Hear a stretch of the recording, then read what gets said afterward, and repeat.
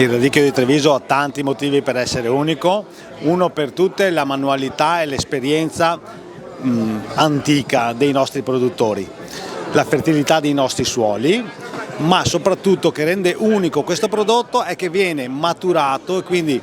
alla fase di imbianchimento con l'acqua di risorgiva, che non è altro che l'acqua che dai nevai delle nostre Dolomiti si infiltra nei terreni del sottosuolo e risale in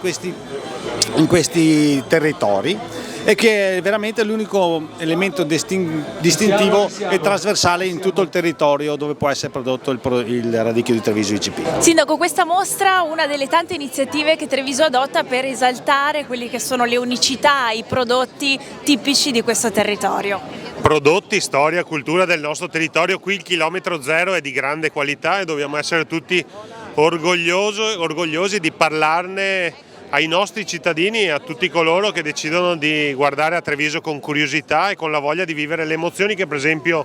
il radicchio sui nostri piatti offre. Mi piace anche ricordare il grande lavoro dei nostri imprenditori che dietro questo prodotto si nasconde, perché guardate, noi siamo abituati a gustarlo nei piatti, però ci sono ore e ore di lavoro per avere un prodotto di altissima qualità che porta il nome della città di Treviso in Italia e nel mondo, e quindi io sono particolarmente orgoglioso di riospitare, dopo lo stop forzato della pandemia, la mostra del radicchio qui in Piazza dei Signori, in occasione tra l'altro anche del lancio del Natale. Hai evocato anche un ricordo di quella volta in cui la piazza era tappezzata di radicchio. Sì, è un sogno che porto nel mio cuore, quello di rivedere la Piazza dei Signori tappezzata di radicchio trevigiano, perché sarebbe